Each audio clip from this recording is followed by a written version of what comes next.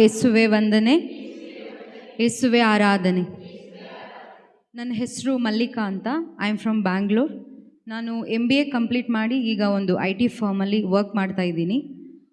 So ಈ ಲೋಕದಲ್ಲಿ ಒಂದು ವರ್ಸ್ಟ್ ಆದ ಜೀವನ ಅಥವಾ ಒಂದು ಕೆಟ್ಟ ಜೀವನ ಅಂತ ಹೇಳುವಾಗ ನಾವು ಅನೇಕ ಬಾರಿ ಅಂದ್ಕೊಳ್ತೀವಿ, ದುಡ್ಡಿಲ್ಲದೆ ಇರೋ ಜೀವನ, ತುಂಬ ಬಡತನ ಇದ್ದರೆ ಒಂದು ಕೆಟ್ಟ ಜೀವನ, ಅಥವಾ ಬೇರೆಯವ್ರ ರೀತಿಯಲ್ಲಿ ನಾವು ಒಳ್ಳೆ ರೀತಿಯಲ್ಲಿ ಈ ಲೋಕದ ಆಶೀರ್ವಾದಗಳಲ್ಲಿ ಅಂದರೆ ಮನೆ, ಬೇಕಾದಂಥ ಅಧಿಕಾರ, ಒಡವೆ, ವಸ್ತ್ರ, ಒಳ್ಳೆ ಎಜುಕೇಷನ್, ಒಳ್ಳೆ ಸ್ಥಾನಮಾನ ಇದೆಲ್ಲ ಇಲ್ಲ ಅನ್ನುವಾಗ ನಾವು ಬೇರೆಯವ್ರಿಗೆ ಕಂಪೇರ್ ಮಾಡಿ ನಾವು ಹೇಳ್ತೀವಿ ಇದು ಒಂದು ವರ್ಸ್ಟ್ ಜೀವನ, ಕೆಟ್ಟದಾದ ಜೀವನ ಅಂತ ಹೇಳಿ.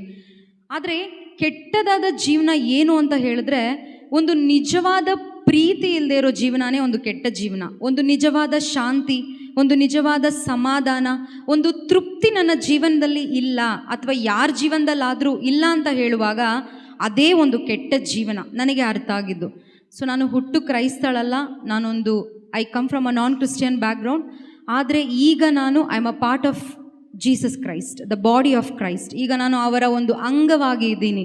ಸೊ ನನ್ನ ಹಿಂದಿನ ಜೀವನ ಯಾವ ರೀತಿ ಇತ್ತು ಅಂತ ಹೇಳಿದ್ರೆ, ಅನೇಕ ಸಂಪ್ರದಾಯಗಳಲ್ಲಿ, ಅನೇಕ ಆಚಾರ ವಿಚಾರಗಳಲ್ಲಿ, ಮಾಟ ಮಂತ್ರದಲ್ಲಿ ಯಾರು ಏನು ಹೇಳಿದರೂ ಕೂಡ ಎಲ್ಲವನ್ನ ನಾವು ಮಾಡ್ತಿದ್ವಿ ನಮ್ಮ ಮನೆಯಲ್ಲಿ, ನಾನು ವೈಯಕ್ತಿಕವಾಗಿ.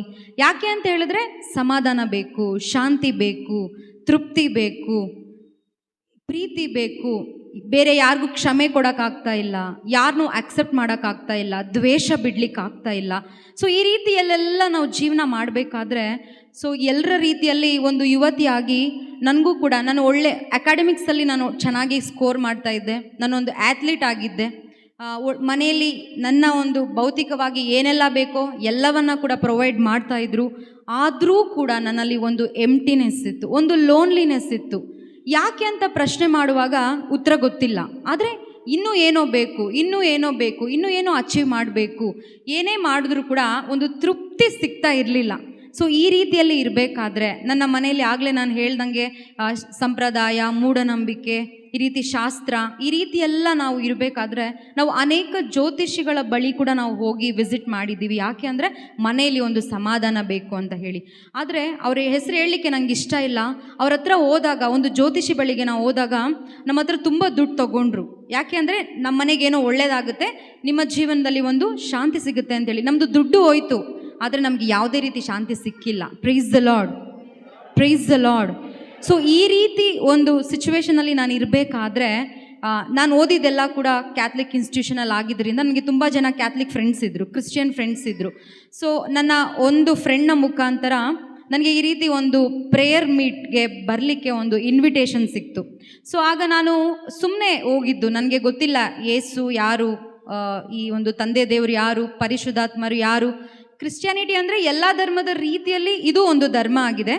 ನಾನಿದ್ದಂಥ ಒಂದು ಧರ್ಮದಲ್ಲಿ ಏನಾಗಿತ್ತು ಅಂದರೆ ಅನೇಕ ದೇವರುಗಳಿದ್ರು, ಒಂದೊಂದು ಕಾರಣಕ್ಕೆ ಒಂದೊಂದು ದೇವರು, ಅಂದರೆ ತುಂಬ ಜನ, ಸಾವಿರಾರು ದೇವರು.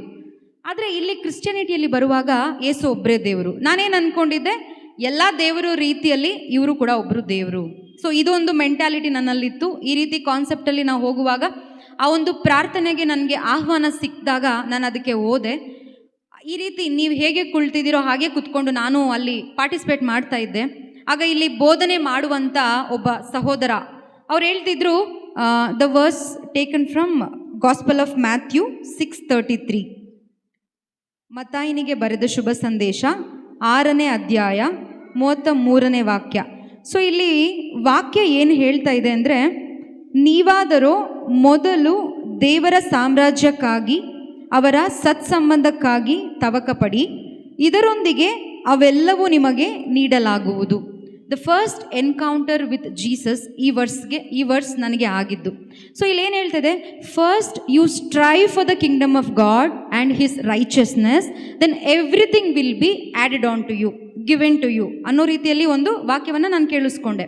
ಸೊ ಇದನ್ನು ಕೇಳಿಸ್ಕೊಳ್ಳುವಾಗ ಆ ಕಿಂಗ್ಡಮ್ ಆಫ್ ಗಾಡ್, ರೈಚಸ್ನೆಸ್ ಅನ್ನೋದು ನಾನು ಯೋಚನೆ ಮಾಡಲಿಲ್ಲ. ಬಟ್ ಅದು second part of this verse ಏನು ಹೇಳುತ್ತೆ, ಎವ್ರಿಥಿಂಗ್ ವಿಲ್ ಬಿ, ಎಲ್ಲವೂ ನಿಮಗೆ ಕೊಡಲಾಗುತ್ತದೆ ಅಂತ ಹೇಳುವಾಗ ನನ್ನಲ್ಲಿ ಒಂದು ಆಲೋಚನೆ ಬಂತು. ಎಲ್ಲವೂ ಅಂತ ಹೇಳುವಾಗ ಮೇ ಬಿ ನನಗೆ ಬೇಕಾಗಿರೋ ತೃಪ್ತಿ ಕೊಡ್ತಾರೇನೋ, ಇದು ಯಾರು ವಾಕ್ಯ ಹೇಳ್ತಿದ್ದಾರೆ ಗೊತ್ತಿಲ್ಲ ನನಗೆ, ಅದು ನನ್ನಲ್ಲಿ ಕೇಳಿಸುವಾಗ ಆ ತೃಪ್ತಿ ಸಿಗ್ಬೋದೇನೋ, ಎಲ್ಲವೋ ಅಂತ ಹೇಳುವಾಗ ಆ ಪ್ರೀತಿ ಸಿಗ್ಬೋದೇನೋ, ಆ ಒಂದು ಶಾಂತಿ ಸಮಾಧಾನ ಸಿಗ್ಬೋದೇನೋ ಅಂತೇಳಿ ನಾನು ಯೋಚನೆ ಮಾಡಿ ಮನೆಗೆ ವಾಪಸ್ ಹೋದೆ. ಸೊ ಇದು ಮತ್ತೆ ಇನ್ನೊಂದು ಇನ್ವಿಟೇಷನ್ ಬಂತು, ಮತ್ತೆ ಅದೇ ರೀತಿ ಈ ರೀತಿ ಒಂದು ಪ್ರಾರ್ಥನೆಯನ್ನು ನಾನು ಅಟೆಂಡ್ ಮಾಡಲಿಕ್ಕೆ. ಸೊ ಆ ಪ್ರಾರ್ಥನೆಗೆ ಮತ್ತೆ ಬರಬೇಕಾದ್ರೆ ಅಲ್ಲಿ ಇನ್ನೊಂದು ವಾಕ್ಯ ಬೋಧನೆ ಆಗ್ತಾಯಿತ್ತು. ಅದೇನಾಗಿತ್ತಂದರೆ, ನಿನ್ನ ಶತ್ರುಗಳನ್ನು ನೀನು ಪ್ರೀತಿಸಬೇಕು, ನಿನಗೆ ಯಾರು ಕೆಟ್ಟದ್ದು ಮಾಡ್ತಾರೋ ಅವರಿಗಾಗಿ ನೀನು ಪ್ರಾರ್ಥಿಸಬೇಕು. ಅಗೇನ್ 5:43 ಗಾಸ್ಪಲ್ ಆಫ್ ಮ್ಯಾಥ್ಯೂ ಅಲ್ಲಿದೆ. ಸೊ ಇದನ್ನು ಕೇಳಿಸ್ಕೊಳ್ಳುವಾಗ ನನಗೆ ಅದನ್ನು ಆಕ್ಸೆಪ್ಟ್ ಮಾಡಲಿಕ್ಕೆ ತುಂಬ ಕಷ್ಟ ಆಯಿತು. ಈಗ ನಮಗೆ ಯಾರಾದರೂ ಕೆಟ್ಟದ್ದು ಮಾಡುವಾಗ ಅವ್ರಿಗೆ ನಾವು ಪ್ರೀತಿ ಮಾಡಲಿಕ್ಕೆ ಆಗಲ್ಲ. ನಾವು ಪ್ರೀತಿ ಮಾಡ್ತೀನಿ ಅಂತ ಹೇಳ್ಬೋದು, ಬಟ್ ಅದು ನಾಟಕ ಆಗುತ್ತೆ. ಬಟ್ ಒಳಗಡೆಯಿಂದ ಕಂಪ್ಲೀಟಾಗಿ ಆ ಪ್ರೀತಿ ಮಾಡಲಿಕ್ಕೆ ಸಾಧ್ಯನೇ ಇಲ್ಲ, ಅದು ತುಂಬ ಕಷ್ಟ. ಈ ಒಂದು ಪ್ರೀತಿ ಮಾಡಲಿಕ್ಕೆ ನಮಗೆ ಎಷ್ಟು ದುಡ್ಡಿದ್ರೂ ನಾವು ಮಾಡೋಕ್ಕಾಗಲ್ಲ, ಏನೇ ಆಸ್ತಿ ಅಂತಸ್ತಿದ್ರು ನಮಗೆ ಮಾಡಲಿಕ್ಕಾಗಲ್ಲ. ನಮಗೆ ಮೊದಲು ಮನಸ್ಸಿರಬೇಕು ಇದು ಮಾಡಲಿಕ್ಕೆ ಅಲ್ವಾ. ಒಂದು ಪವರ್ ಬೇಕು ನಮಗೆ. ಓದಲಿಕ್ಕೆ ಏನು ಪವರ್ ಬೇಡ, ನಮಗೆ ಇಂಟೆಲಿಜೆನ್ಸ್ ಇದ್ದರೆ ಸಾಕು. ಬಟ್ ಒಳಗಡೆಯಿಂದ ನಾವು ಕ್ಷಮೆ ಕೊಡಬೇಕು, ಒಬ್ರಿಗಾಗಿ ಪ್ರಾರ್ಥನೆ ಮಾಡಬೇಕು, ನಮಗೆ ಕೆಟ್ಟದ್ದು ಮಾಡೋರನ್ನ ನಾವು ಮತ್ತೆ ಪ್ರೀತಿ ಮಾಡಬೇಕು ಅಂತ ಹೇಳುವಾಗ ನನಗೆ ಅರ್ಥ ಆಗಿದ್ದು, ಈ ಕ್ರಿಶ್ಚಿಯಾನಿಟಿಗೆ ಬಂದ ಮೇಲೆ ನನಗೆ ಅರ್ಥ ಆಗಿದ್ದು, you need a special power. ಆ ಪವರ್ ಎಲ್ಲಿಂದ ಬರುತ್ತೆ? Holy spirit. ಆ ಒಂದು ಪರಿಶುದ್ಧಾತ್ಮರು ಮಾತ್ರನೇ ಆ ಒಂದು ಪವರ್ನ ಕೊಡ್ಲಿಕ್ಕೆ ಸಾಧ್ಯ ಅಂತೇಳಿ ನನಗೆ ಅರ್ಥ ಆಯಿತು. ಓಕೆ, ಈ ವಾಕ್ಯವನ್ನು ಕೇಳಿಸ್ಕೊಳ್ಳುವಾಗ ಈ 2 ವಾಕ್ಯಗಳು ನನ್ನಲ್ಲಿ ಮತ್ತೆ ಮಾತಾಡಲಿಕ್ಕೆ ಶುರುವಾಯಿತು. ಮೊದಲು, ನೀವು ದೇವರ ಸಾಮ್ರಾಜ್ಯಕ್ಕಾಗಿ ತವಕಪಡಿ, ಅವರ ನೀತಿಗಾಗಿ ತವಕಪಡಿ, ಎಲ್ಲವೂ ನಿಮಗೆ ಕೊಡಲ್ಪಡುತ್ತೆ. ಮತ್ತೊಂದು ವಾಕ್ಯ, ನೀವು ಶತ್ರುಗಳನ್ನು ಪ್ರೀತಿಸಿ, ನಿಮ್ಮನ್ನು ಪೀಡಿಸುವವರಿಗಾಗಿ ನೀವು ಪ್ರಾರ್ಥಿಸಿ ಅಂತ ಹೇಳಿ. ಆಗ ನಾನು ಪ್ರಶ್ನೆ ಮಾಡ್ತಿದ್ದೆ, ಯಾಕೆ ಅಂದರೆ ನನ್ನ ಒಂದು ವೈಯಕ್ತಿಕವಾದ ಆ ಟೈಮಲ್ಲಿ ಆ ಸಿಚುವೇಶನ್ ಮತ್ತು ನನ್ನ ಕುಟುಂಬದ ಸಿಚುವೇಶನ್ ಹೇಗಿತ್ತು ಅಂತ ಹೇಳಿದ್ರೆ, ಸುತ್ತಲೂ ಇರೋರೆಲ್ಲ ನಮಗೆ ಎನಿಮೀಸೇ ಆಗಿದ್ರು. ನನ್ನ ಫ್ರೆಂಡ್ಸು ನನಗೆ ಎನಿಮೀಸೇ ಆಗಿದ್ರು. ಯಾರನ್ನ ನೋಡಿದ್ರು ಕೋಪ ಬರ್ತಾ ಇದೆ. ಯಾಕೆಂದರೆ ಒಳಗಡೆ ದೇರ್ ಸಮ್ ಎಂಪ್ಟಿನೆಸ್, ಅದು ನನ್ನನ್ನು ಕಾಡ್ತಾ ಇದೆ. ಆ ಒಂದು ಲೋನ್ಲಿನೆಸ್ ನನ್ನನ್ನು ಕಾಡ್ತಾ ಇದೆ. ಒಳಗಡೆ ಈ ಕತ್ತಲು, ಈಗ ಕೇಳಿಸ್ಕೊಂಡ್ವಿ ಕತ್ಲೆ ಕತ್ಲೆ ಕತ್ಲೆ ಅಂತೇಳಿ, ಅದು ನನ್ನೊಳಗಡೆ ಇದ್ದಿದ್ದರಿಂದ ಯಾರಿಗೂ ಕೂಡ ಪ್ರೀತಿ ಮಾಡೋಕ್ಕಾಗಲಿ, ಏನೂ ಮಾಡ್ಲಿಕ್ಕೆ ಆಗ್ತಾ ಇಲ್ಲ, ಯಾರನ್ನೂ ಆಕ್ಸೆಪ್ಟ್ ಮಾಡ್ಲಿಕ್ಕೆ ಆಗ್ತಾ ಇಲ್ಲ. ಸುಮ್ಮನೆ ಕೋಪ ಬರುತ್ತೆ. ಯಾವ ರೀತಿ ಇದ್ದೆ ನಾನು ಅಂದರೆ, ನನ್ನ ಬೆಡ್ರೂಮಲ್ಲಿ ಆ ಒಂದು ಮಂಚದ ಪಕ್ಕದಲ್ಲಿ ಒಂದು ವಿಂಡೋ ಇದೆ. ಯಾವಾಗಲೂ ಅಲ್ಲಿ ಮಲ್ಕೊಂಡು ವಿಂಡೋ ಕಡೆ ಯಾವಾಗಲೂ ನೋಡಿಕೊಂಡೇ ಇರ್ತಾ ಇದ್ದೆ, ಒಂದು ಸೈಕೋ ರೀತಿಯಲ್ಲಿ. ಕಾರಣ ಕೇಳಿದರೆ ನನಗೆ ಗೊತ್ತಿಲ್ಲ, ಏನೋ ಒಂದು ಕೊರತೆ ಇದೆ ನನಗೆ, ಅದನ್ನ ಫೈಂಡ್ ಔಟ್ ಮಾಡೋಕ್ಕೆ ಆಗ್ತಿಲ್ಲ ನನಗೆ. ನಾನು ಎಜುಕೇಷನಲ್ಲೂ ಚೆನ್ನಾಗಿದ್ದೀನಿ, ನನಗೆ ಅರ್ಥ ಆಗುತ್ತೆ ಹೇಳೋದೆಲ್ಲ, ಬಟ್ ನನಗೆ ಉತ್ತರ ಸಿಗ್ತಾ ಇಲ್ಲ. ಎಲ್ಲೋ ಹುಡುಕ್ಲಿ, ಎಲ್ಲ ಕಡೆ. ಇವಾಗ ನಾನು ಆಗಲೇ ಹೇಳ್ದಂಗೆ ಎಷ್ಟು ಜಪ ಮಾಡಿರ್ತೀವಿ ನಮ್ಮ ಮನೇಲಿ, ಏನೆಲ್ಲ ಸಂಪ್ರದಾಯ, ಎಷ್ಟೆಲ್ಲ ಮೂಢನಂಬಿಕೆಗಳನ್ನು ನಾವು ಫಾಲೋ ಮಾಡಿದ್ದೀವಿ, ಮಾಟ ಮಂತ್ರ ಅಂತೂ ತುಂಬಾ ಮಾಡಿದ್ದೀವಿ. ಬಟ್ ಆದರೆ ಆನ್ಸರ್ ಮಾತ್ರ ಸಿಗ್ತಾ ಇಲ್ಲ. ಆಗ ಈ 2 ವಾಕ್ಯಗಳು ಕೇಳಿಸ್ಕೊಂಡಿದ್ದು ನನ್ನ ತಲೆಯಲ್ಲಿ ಮಾತಾಡ್ತಾನೆ ಇತ್ತು. ಯಾರೋ ಮಾತಾಡ್ತಾ ಇದ್ದಾರೆ ಅಂತ ನನಗೆ ಗೊತ್ತು, ಬಟ್ ಯಾರಂತ ಗೊತ್ತಿಲ್ಲ. ಅದು ದೇವ್ರೆ ಅಂತೇಳಿ ನನಗೆ ಗೊತ್ತಾಗ್ತಾ ಇಲ್ಲ. ಮತ್ತು ಅದೇ ರೀತಿಯಲ್ಲಿ ನನಗೆ ಇಂಟ್ರೆಸ್ಟ್ ಬಂತು. ಓಕೆ, ಇನ್ನೂ ಮತ್ತೆ ಇದೇನೋ ಒಂದು ರೀತಿ ನನ್ನಲ್ಲಿ ಥಿಂಕ್ ಮಾಡಲಿಕ್ಕೆ ಒಂದು ಅವಕಾಶ ಕೊಡ್ತಾ ಇದೆ ಈ ಕೇಳಿಸ್ಕೊಂಡ ವಾಕ್ಯಗಳೆಲ್ಲ. ಸರಿ, ಹಾಗೆ ಹೋಗೋಣ ಅಂಥೇಳಿ ಮತ್ತೆ ಮತ್ತೆ ಮತ್ತೆ ಮತ್ತೆ ನಾನು ಪ್ರಾರ್ಥನೆ ಹೋಗಲಿಕ್ಕೆ ನಾನೇ ಪ್ರಾರಂಭ ಮಾಡಿದೆ. ಸೊ ಒಂದೊಂದು ಪ್ರಾರ್ಥನೆಯಲ್ಲೂ ಕೂಡ ಇಲ್ಲಿ ನಿಂತು ಬೋಧನೆ ಮಾಡುವವರು ಹೇಳ್ತಿದ್ದಾರೆ, ನೀನು ನನ್ನ ದೃಷ್ಟಿಗೆ ಅಮೂಲ್ಯಳು, you are precious to my eyes. ನೀನು ನನ್ನ ದೃಷ್ಟಿಗೆ ಘನವಂತಳು, ಅಂದರೆ ನಾನು ನಿನ್ನನ್ನು ಶಾಶ್ವತವಾದ ಪ್ರೀತಿಯಿಂದ ಪ್ರೀತಿಸ್ತಾ ಇದ್ದೇನೆ. ಯೆರೆಮೀಯನ ಗ್ರಂಥದಲ್ಲಿದೆ, ಜರ್ಮಾಯ. ಅಂದರೆ ನಾನು ನಿನ್ನನ್ನು ಕರೆದಿರೋದು ಒಂದು ಟೆಂಪರರಿ ಅಲ್ಲ, ಒಂದು ಪರ್ಪಸ್ ಅಲ್ಲ, ಪರ್ಮನೆಂಟಾಗಿ ನಿನ್ನನ್ನು ಕರೆದಿದ್ದೀನಿ. ಈ ರೀತಿಯೆಲ್ಲ ಕೇಳಿಸ್ಕೊಳ್ತಾ ನನಗೊಂದು ಕಾನ್ಫಿಡೆನ್ಸ್ ಬಂತು ನನ್ನ ಲೈಫಲ್ಲಿ. ಅಂದರೆ ಗೊತ್ತಿಲ್ಲ ಯಾರು ಹೇಳ್ತಿದ್ದಾರೆ, ಬಟ್ ಇದನ್ನು ಕೇಳಿಸ್ಕೊಳ್ಳುವಾಗ ಯಾರೋ ಹೇಳ್ತಿದ್ದಾರೆ.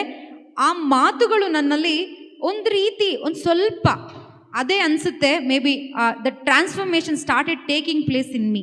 ಒಂದು ಪರಿವರ್ತನೆ ನನ್ನಲ್ಲಿ ಆಗಲಿಕ್ಕೆ ಪ್ರಾರಂಭ ಆಗಿದ್ದು ಆಗಲೇ ವಾಕ್ಯಗಳನ್ನು ಕೇಳಿಸ್ಕೊಳ್ತಾ. ಸೊ ಇದು ಆಗ್ತಾ ನನಗೆ ಇನ್ನೂ ತುಂಬ ಇಂಟ್ರೆಸ್ಟ್ ಬಂತು. ಅಂದರೆ ಅದು ಕೇಳಿಸ್ಕೊಳ್ಳೋಕೆ ನನ್ನಲ್ಲಿ ಒಂದು ರೀತಿ ಸಮಾಧಾನ ಉಂಟಾಗ್ತಿದೆ. ಆ ರೀತಿ ಒಂದು ಸಮಾಧಾನ, ಆ ರೀತಿ ಒಂದು ರಿಲ್ಯಾಕ್ಸ್ಡ್ ಮೈಂಡ್ ನನಗೆ ಯಾವತ್ತೂ ಆಗಿರಲಿಲ್ಲ. ನೋಡಿ, ಯೇಸುವನ್ನು ನಾನು ಫಾಲೋ ಮಾಡಲಿಕ್ಕೆ ಯಾವ ಮನುಷ್ಯರನ್ನು ನಾನು ನೋಡಲಿಲ್ಲ, ಅಥವಾ ನನಗೊಂದು ಹೀಲಿಂಗ್ ಏನೂ ಆಗಿಲ್ಲ, ನನಗೇನು ದುಡ್ಡು ಬಂದಿಲ್ಲ, ನನಗೇನು ಪ್ರಮೋಷನ್ ಬಂದಿಲ್ಲ, ನಮ್ಗೆ ಆಸ್ತಿ ಅಂತಸ್ತು ಏನೂ ಬಂದಿಲ್ಲ, ಅಥವಾ ನಮಗೆ ಹಣ ಕೂಡ ಬಂದಿಲ್ಲ. ಯಾವುದೇ ಈ ಲೋಕದಲ್ಲಿರುವ ಆಶೀರ್ವಾದ ಏನೂ ನಮ್ಮ ಮನೇಲಿ ಆಗಿಲ್ಲ. ಒಂದೇ ಒಂದು ಆಗಿದ್ದು, ನನ್ನ ಒಳಗಡೆ, ನನ್ನ ಹೃದಯದ ಒಳಗಡೆ ಒಂದು ಟ್ರಾನ್ಸ್ಫಾರ್ಮೇಷನ್ ಆಯಿತು, ಒಂದು ಪರಿವರ್ತನೆ ಆಯಿತು. ಈ ಪರಿವರ್ತನೆ ಏನಾಯಿತು, ನನ್ನನ್ನು ಯೇಸುವನ್ನು ಫಾಲೋ ಮಾಡೋ ರೀತಿಯಲ್ಲಿ ಆಯಿತು. ಯೇಸುನೇ ನನಗೆ ಇನ್ಸ್ಪಿರೇಷನ್, ಯಾರ ಜೀವನನೂ ಅಲ್ಲ. ಸೊ ಈ ರೀತಿ ಬರ್ತಾ ನನಗೇನು ಅರ್ಥ ಆಯಿತು ಅಂದರೆ, ಈ ಕ್ರಿಶ್ಚಿಯಾನಿಟಿ ಅನ್ನೋದು ಒಂದು ಧರ್ಮ ಅಲ್ಲ, this is a relationship between a god and human being ಅಂತ ನನಗೆ ಅರ್ಥ ಆಯಿತು. ನಾನಿದ್ದಂಥ ಧರ್ಮದಲ್ಲಿ ಯಾವ ರೀತಿ ಒಂದು ಬೋಧನೆ ಇರ್ತಿತ್ತು, ನಾನೇನು ಕೇಳಿಸ್ಕೊಳ್ತಾ ಇದ್ದೆ ಅಂದರೆ, ಒಳ್ಳೆಯವ್ರಿಗೆಲ್ಲ ಕೂಡ ಏನೂ ಶಿಕ್ಷೆ ಇಲ್ಲ, ಯಾರೆಲ್ಲ ಪಾಪ ಮಾಡಿರ್ತಾರೆ, ಕೆಟ್ಟವರಾಗಿರ್ತಾರೆ, ಅವ್ರಿಗೆಲ್ಲ ಶಿಕ್ಷೆ ಇದೆ, ಅವರೆಲ್ಲ ನಾಶ ಆಗ್ತಾರೆ. ಆಗ ನಾನಿದ್ದಂಥ ಧರ್ಮದಲ್ಲಿ ಇನ್ನೇನಾಗ್ತಾ ಇತ್ತು ಅಂದರೆ, ಎಲ್ಲ ಮನುಷ್ಯರು ನಾನು ದೇವರಾಗಬೇಕು, ಅವ್ರಿಗಿಂತ ನಾನು ಮೇಲೆ ಇರಬೇಕು, ಇವ್ರಿಗಿಂತ ನಾನು ಮೇಲೆ ಇರಬೇಕಂತ ಜಗಳ ಆಡಿದವ್ರೆ. ಆದರೆ ಈ ಒಂದು ಕ್ರಿಶ್ಚಿಯಾನಿಟಿಯಲ್ಲಿ, ಈ ಕ್ರೈಸ್ತ ಧರ್ಮದಲ್ಲಿ ಒಬ್ಬರೇ ಒಬ್ಬರು ದೇವರು. There is only one God, he became man. ಅಂದರೆ ಅದು ಒಂದು ರೀತಿ ನನಗೆ ಊಹೆ ಮಾಡಲಿಕ್ಕೆ ಅದು ತುಂಬ ಕಷ್ಟ ಆಗ್ತಿತ್ತು, ಅದನ್ನು ಯೋಚನೆ ಮಾಡಲಿಕ್ಕೆ ತುಂಬ ಕಷ್ಟ. ನಾನು ಅಂದ್ಕೊಂಡಿದ್ದೆ ದೇವ್ರಂದರೆ ಎಲ್ಲೋ ದೂರ ಇರ್ತಾರೆ, ನಾನು ಮನುಷ್ಯಳು ಇಲ್ಲೇ ಎಲ್ಲೋ ಒಂದು ಭೂಮಿ ಮೇಲೆ ಇರ್ತೀನಿ, ಅವ್ರು ನೋಡಿದ್ರೆ ನನಗೆ ಭಯ ಆಗುತ್ತೆ, ನಾನೇನಾದರೂ ತಪ್ಪು ಮಾಡಿದರೆ ಅವ್ರು ನನಗೆ ಪನಿಷ್ಮೆಂಟ್ ಕೊಡ್ತಾರೆ. ಆ ಒಂದು ಭಯದಲ್ಲಿ ಏನು ಮಾಡ್ತಿದ್ವಿ, ತಪ್ಪು ಮಾಡೋದನ್ನ ನಿಲ್ಲಿಸೋದು, ಅಥವಾ ತಪ್ಪು ಮಾಡಿದ ಅದಕ್ಕೆ ಏನೋ ಒಂದು ಪ್ರಾಯಶ್ಚಿತ ಮಾಡೋದು, ಏನೋ ಒಂದು ಹೋಮ ಮಾಡೋದು, ಮನೇಲಿ ಏನೋ ಒಂದು ಪ್ರಾರ್ಥನೆ ಮಾಡೋದು, ಏನೋ ಒಂದು ಸುತ್ತೊಡೆಯೋದು 9 ವಾರ 5 ವಾರ, ಈ ರೀತಿ ಎಲ್ಲ ನಮ್ಮ ಮನೆಯಲ್ಲೂ ಮಾಡಿದ್ದಾರೆ, ನಾನು ಕೂಡ ಮಾಡಿದ್ದೀನಿ. ಸೊ ಇದೆಲ್ಲ ಮಾಡುವಾಗ ನನಗೆ ಅರ್ಥ ಆಯಿತು, ಈ ವಾಕ್ಯಗಳನ್ನು ಕೇಳಿಸ್ಕೊಳ್ತಾ ನನಗೊಂದು ಅರ್ಥ ಆಯಿತು. Gospel of John chapter 3 verse 16 ದೇವರು ಲೋಕವನ್ನು ಎಷ್ಟಾಗಿ ಪ್ರೀತಿಸಿದರೆ ಅಂದರೆ, ಅವರ ಏಕಮಾತ್ರ ಪುತ್ರನನ್ನೇ ನಮಗಾಗಿ ಧಾರೆ ಎರೆದು ಬಿಟ್ರು, ಆ ಲೋಕಕ್ಕಾಗಿ ಧಾರೆ ಎರೆದು ಬಿಟ್ರು. ಸೊ ಇದನ್ನು ಕೇಳಿಸ್ಕೊಳ್ಳುವಾಗ ಒಂದು ರೀತಿ ಯೋಚನೆ ಆಯಿತು ನನಗೆ. ದೇವರು ಮನುಷ್ಯನಾಗಿ, ಅವರಿಗಿದ್ದ ಒಬ್ಬನೇ ಪುತ್ರ. ಈಗ ನಮ್ಮ ತಂದೆ ತಾಯಿ ಇದ್ದಾರೆ, ಈಗ ನಾವು ಅವ್ರಿಗೆ ಒಂದೇ ಒಂದು ಮಗಳು ಅಥವಾ ಒಬ್ಬರು ಮಗನೋ, ಯಾರು ಸಿಬ್ಲಿಂಗ್ಸ್ ಇರಲ್ಲ ಅಂತ ಹೇಳುವಾಗ ನಮ್ಮನ್ನು ಬಿಟ್ಕೊಡ್ತಾರ ಯಾರಿಗಾದರೂ? ನಾವು ಮನುಷ್ಯರು ಪಾಪಿಗಳು, ವಾಕ್ಯ ಹೇಳುತ್ತೆ ನಾವೆಲ್ಲರೂ ಕೂಡ ಪಾಪಿಗಳು, ದೈವದತ್ತ ಮಹಿಮೆಯನ್ನು ಕಳೆದುಕೊಂಡವರು, fallen short of God's glory, Romans 3:23 ಅಲ್ವಾ? ಆದರೆ ಈ ದೇವ್ರು ಏನು ಮಾಡಿದರು, ನನಗೋಸ್ಕರ, ನಾನು ಹೀಗೆ ತಗೊಂಡೆ ಪರ್ಸ್ನಲ್ ಆಗಿ. ಈಗ ಇಲ್ಲಿ ಹೇಳ್ತಿದ್ರು, ನೀವು ಅಂತ ಹೇಳಬೇಡಿ, ನಾವು ಅಂತ ಹೇಳಬೇಡಿ, ನಾನು ಅಂತ ಹೇಳಿ ಅಂತ, ನಾನು ಹಾಗೆ ತಗೊಂಡೆ. ಈ ಲೋಕ ಅಂತ ಹೇಳುವಾಗ ನಾನೇ, ಈ ಲೋಕದಲ್ಲಿರೋ ಯಾವುದೋ ಮರ ಗಿಡಕ್ಕೇನೋ ಈ ವಾಕ್ಯ ಹೇಳ್ತಿಲ್ಲ ದೇವರು, ಅಥವಾ ಇಲ್ಲಿರೋ ಬೈಕ್ಸ್ಗೆ ಅಥವಾ ಕಾರ್ಸ್ಗೆ, ಈ ಬಿಲ್ಡಿಂಗ್ಸ್ಗಲ್ಲ, ಲೋಕ ಅಂತ ಹೇಳುವಾಗ ನಾನೇ. ಓಕೆ, ಆ ವಾಕ್ಯವನ್ನು ನಾನು ತಗೊಳ್ಳುವಾಗ ನನ್ನ ಮನಸ್ಸಿಗೆ, ನನಗೋಸ್ಕರ ಅವರು ಒಬ್ಬನೇ ಪುತ್ರ ನನ್ನ ಧಾರೆ ಎರೆದ್ರ ಅಂತ ಹೇಳಿ ನಾನು ಥಿಂಕ್ ಮಾಡಲಿಕ್ಕೆ ಪ್ರಾರಂಭ ಮಾಡುವಾಗ ನನಗೆ ಅರ್ಥ ಆಯಿತು, ದೇವರು ಈ ಒಂದು ಜಗತ್ತು ಉಂಟಾಗುವುದಕ್ಕೆ ಮೊದಲೇ ಇದ್ದಾರೆ, ಈಗಲೂ ನಾಳೆ ಕೂಡ ಇರ್ತಾರೆ, ಅವರಿಗೆಲ್ಲವೂ ಸಾಧ್ಯ. ಅವರು ಆಲ್ಫಾ ಮತ್ತು ಒಮೆಗಾ, ಅವರು ಸರ್ವಶಕ್ತರಾಗಿದ್ದಾರೆ. ಅವರು ಯೆಹೋವ ರಾಫಾ, ಯೆಹೋವ ಶಾಲೋಮ್, ಯೆಹೋವ ನಿಸ್ಸಿ, ಯೆಹೋವ ಈರೆ, ಅವರಿಗೆ ತುಂಬ ನೇಮ್ಸ್ ಇದೆ. ಅಂದರೆ ಅದೆಲ್ಲ ಅರ್ಥ ಮಾಡ್ತಾ ನನಗೆ ಧೈರ್ಯ ಬರೋಕ್ಕೆ ಪ್ರಾರಂಭ ಆಯಿತು. ನನಗೆ ಯಾರೋ ಒಬ್ಬರು ಇದ್ದಾರೆ, ನನ್ನ ಹಿಂದೆ ಯಾರೋ ಇದ್ದಾರೆ. ಈ ಧೈರ್ಯ ಕೊಟ್ಟಿದ್ದು ನನ್ನ ಪೇರೆಂಟ್ಸ್ ಅಲ್ಲ, ಅಥವಾ ನನಗಿರೋ ಎಜುಕೇಷನ್ ಅಲ್ಲ, ಅಥವಾ ನನ್ನ ಮನೆ ಬ್ಯಾಕ್ಗ್ರೌಂಡು, ನಮಗಿದ್ದ ಏನೂ ಅಲ್ಲ. ಬಟ್ ಇದು ನನಗೆ ಈ ಧೈರ್ಯವನ್ನು ತಂದಿದ್ದು ದೇವರೇ ಆಗಿದ್ದಾರೆ. ಸೊ ಇದು ನನ್ನಲ್ಲಿ ತುಂಬ್ತಾ ಏನಾಯಿತು, ನನ್ನಲ್ಲಿರುವ ಕತ್ತಲು ಸ್ವಲ್ಪ ಹೋಗಲಿಕ್ಕೆ, ನನಗೆ ಪ್ರೀತಿ ಮಾಡಲಿಕ್ಕೆ ಆಯಿತು. ನನಗೆ ಯಾರೆಲ್ಲ ಇಷ್ಟ ಇರಲಿಲ್ವೋ, ಯಾರಿಗೆಲ್ಲ ನಾನು ಕ್ಷಮೆ ಕೊಡೋಕೆ ಆಗ್ತಾ ಇರಲಿಲ್ವೋ, ಯಾರ ಮೇಲೆ ನಾನು ಚಾಡಿ ಹೇಳ್ತಿದ್ನೋ, ಯಾರನ್ನು ನಾನು ದೂರ್ತಾ ಇದ್ನೋ, ಅದನ್ನೆಲ್ಲ ನಾನು ನಿಲ್ಲಿಸಲಿಕ್ಕೆ ಆಯಿತು. ಇದು ಆಗಿದ್ದು ಈ ಒಂದು ವಾಕ್ಯದಿಂದ ಮಾತ್ರನೇ, ಈ ಒಂದು ಪವರಿಂದ ಮಾತ್ರನೇ. Price the Lord. ಸೊ ಇದು ನನ್ನಲ್ಲಿ ನಾನು ತುಂಬಿಸ್ಕೊಂಡಾಗ, ಆಗ ನಾನು ಹೇಳ್ತಿದ್ದೆ ಏನಂತೇಳಿ, ಶಾಂತಿ ಇಲ್ಲ, ಸಮಾಧಾನ ಇಲ್ಲ ಅಂತ. ಶಾಂತಿ ಸಮಾಧಾನ ಯಾಕಿಲ್ಲ ಅಂತ ನನಗೆ ಅರ್ಥ ಆಯಿತು ಅಂದರೆ, ಈಗ ನೋಡಿ, ನನಗೆ ಇವಾಗ ಬಟ್ಟೆ ಬೇಕು, ನಾನು ಬಟ್ಟೆ ತೊಗೊಳ್ಬೇಕಾದ್ರೆ ನಾನು ಬಟ್ಟೆ ಅಂಗಡಿಗೇನೋ ಹೋಗಬೇಕು ಅಲ್ವಾ? ಅದನ್ನು ಬಿಟ್ಟು ನಾನು ರೇಷನ್ ಅಂಗಡಿಗೆ ಹೋದರೆ ನನಗೆ ಬಟ್ಟೆ ಸಿಗಲ್ಲ. ಅದೇ ರೀತಿ ನನಗೆ ರೇಷನ್ ಬೇಕಂದರೆ ನಾನು ಅಲ್ಲಿಗೆ ಹೋಗಬೇಕು, ಬಟ್ಟೆ ಅಂಗಡಿಗೆ. ನಮಗೆ ಎಲ್ಲಿ ಏನು ಬೇಕೋ ಅಲ್ಲಿಗೆ ನಾವು ಹೋಗುವಾಗ ನಮಗೆ ಅದು ಸಿಗುತ್ತೆ. ನಾನೇನು ಮಾಡ್ತಿದ್ದೆ, ನನಗೆ ಅರಿವಿಲ್ಲದೆ ನನ್ನ ಜೀವನದಲ್ಲಿ ಎಲ್ಲ ಕಡೆ ನಾನು ನನ್ನ ಫ್ಯಾಮಿಲಿಯವರು ಸುತ್ತು ಹೊಡೆದು ಬಂದ್ವಿ. ಏನಕ್ಕಾಗಿ? ಒಂದೇ ರೀಸನ್, ಶಾಂತಿ ಬೇಕು, ಸಮಾಧಾನ ಬೇಕು, ತೃಪ್ತಿ ಬೇಕು, ನಮ್ಮ ಜೀವನ ಚೆನ್ನಾಗಿರಬೇಕು. ಆದರೆ ಇದು ಯಾವುದು ಸಿಗದೆ ನಾನು ಇಲ್ಲಿಗೆ ಬಂದಾಗ, ರೈಟ್ ಪ್ಲೇಸ್, ಈ ಬೈಬಲಲ್ಲಿ ಬಂದಾಗ ಇದೆಲ್ಲ ನನಗೆ ಸಿಕ್ತು. ಯಾಕೆ ಅಂದರೆ ಪ್ರಿನ್ಸ್ ಆಫ್ ಪೀಸ್ ಯಾರು? ಯೇಸು ಕ್ರಿಸ್ತರಾಗಿದ್ದಾರೆ. ಸಮಾಧಾನದ ಒಡೆಯರು ಯಾರು? ಯೇಸು ಕ್ರಿಸ್ತರಾಗಿದ್ದಾರೆ. ಈಗ ಕೇಳಿಸ್ಕೊಂಡ್ವಿ, ಗಾಡ್ ಇಸ್ ಲವ್.